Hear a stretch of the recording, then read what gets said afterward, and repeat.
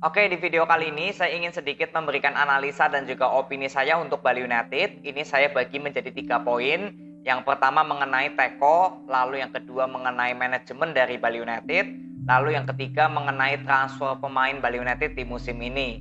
Kita langsung mulai dulu dari Teko ya. Sempat beredar kemarin video di tribun bagian Iwayan Dipta yang meneriaki Teko out ya. Ini sudah banyak sekali beredar saat Bali United bermain di kandang sendiri imbang 1-1 dengan PSM Makassar ya di leg pertama playoff kemarin. Jadi sebenarnya masalah tagar atau suara-suara mengenai Teko out ini sudah lama lah saya mendengar ya. Bahkan di setengah musim lalu sudah banyak yang meneriaki atau sudah banyak yang memberikan ucapan-ucapan seperti itu ya, Teko out. Dan saya pun juga sempat mengkritik Teko berapa kali ya untuk permainan Bali United. Saya sempat mengkritik bahwa permainan Bali United ini jangan terlalu monoton di bawah dari Teko. Ya, karena saya sudah berapa kali bilang Teko ini terlalu monoton cara permainannya. Lalu yang kedua, bagaimana strategi Teko di atas lapangan ketika musuh ini mengcounter strateginya Teko. Nah, ini berapa kali saya nggak melihat adanya counter strategi dari Teko sendiri.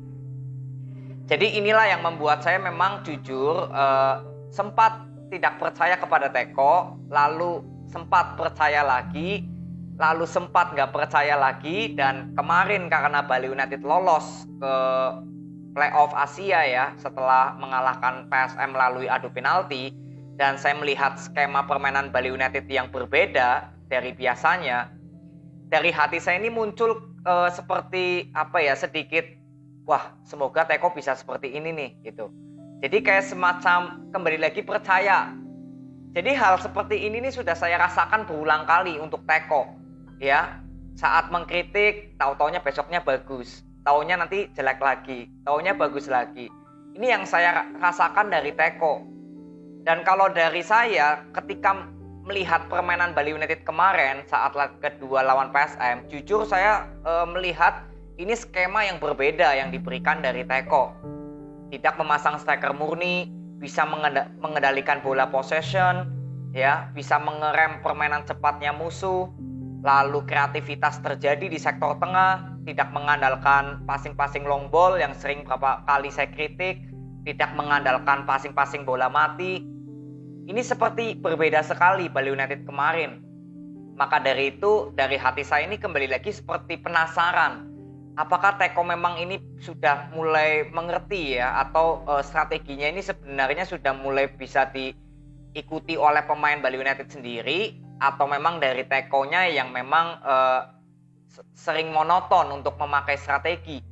Ini yang membuat saya jujur penasaran, karena kalau lihat Bali United bermain kemarin saat lawan PSM Makassar di leg kedua, itu jujur saya sangat menyukai permainan Bali United yang seperti ini.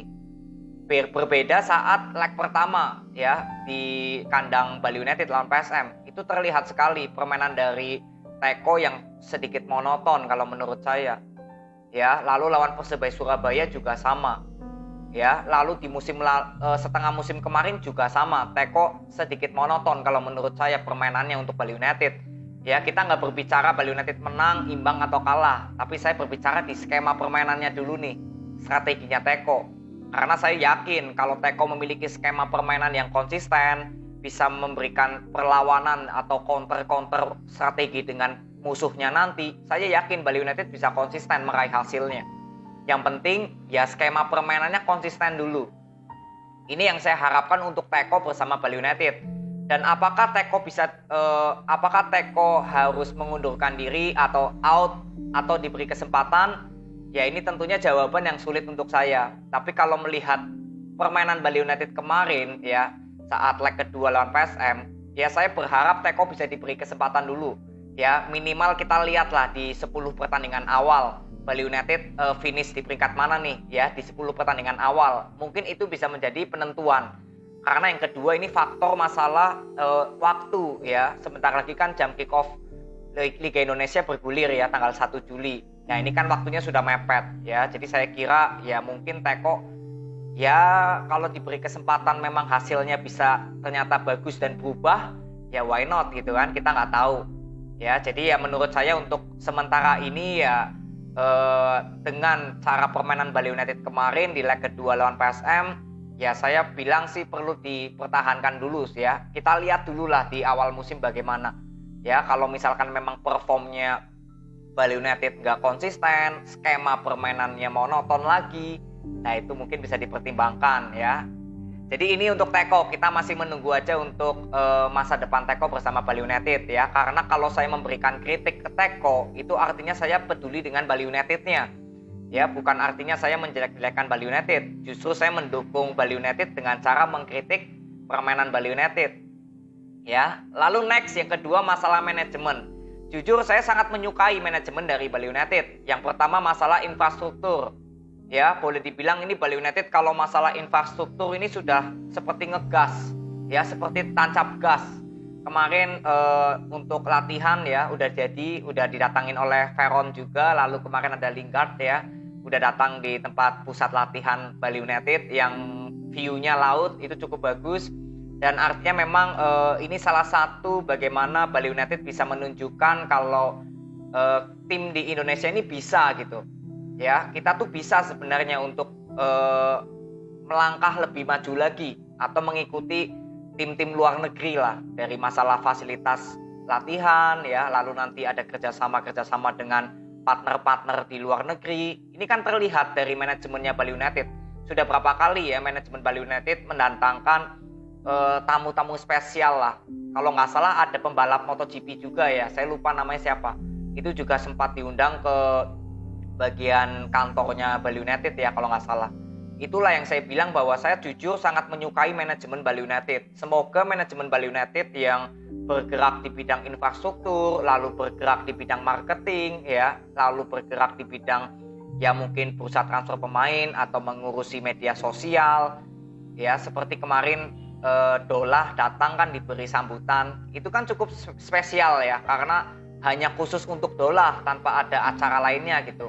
Jadi ini saya kira bisa menjadi jalan terobosan baru lah untuk tim-tim di Indonesia nanti. Bagaimana manajemen tim bola ya mungkin bisa dengan adanya Bali United yang sudah mulai dulu, ya artinya tim-tim lain mau nggak mau ya akan terpengaruh juga dengan perubahan ini.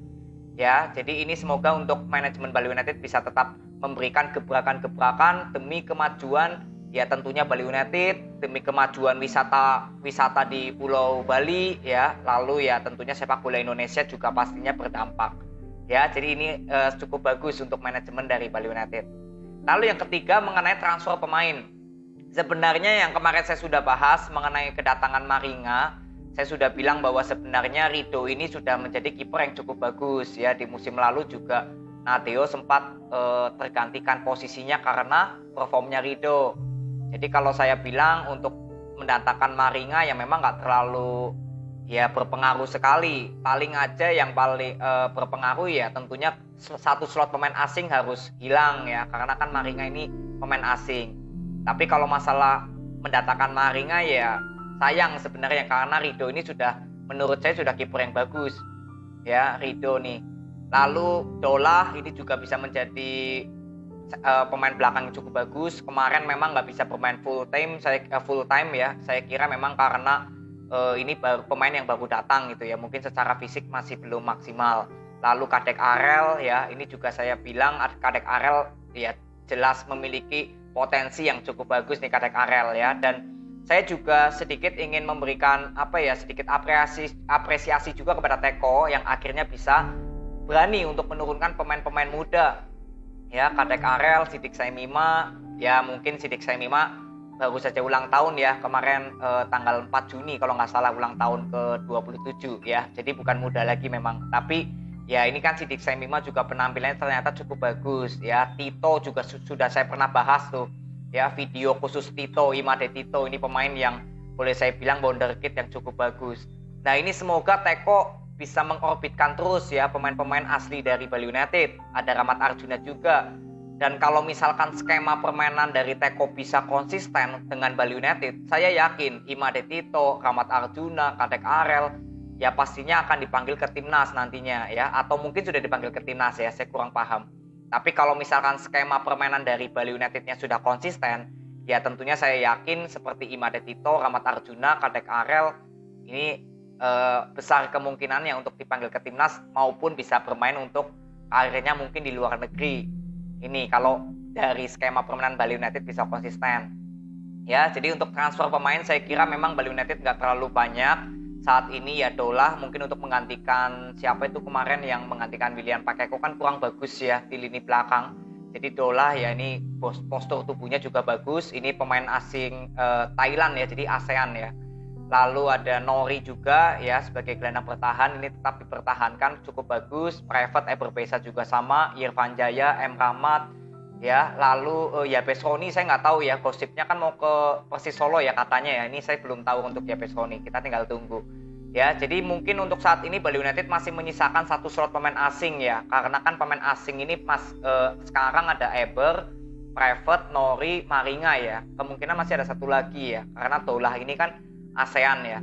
Jadi kita akan tunggulah untuk gebrakan Bali United ya. Tapi saya kira Bali United ya mungkin untuk sektor sayap atau sektor tengah untuk satu slot pemain asing ya mungkin bisa dilakukan.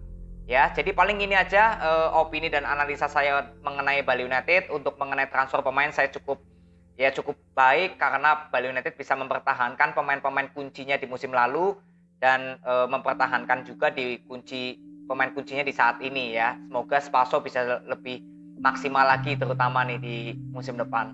Ya, jadi ini aja, nanti kita akan ketemu di video selanjutnya untuk Bali United. Semoga bermanfaat. See you.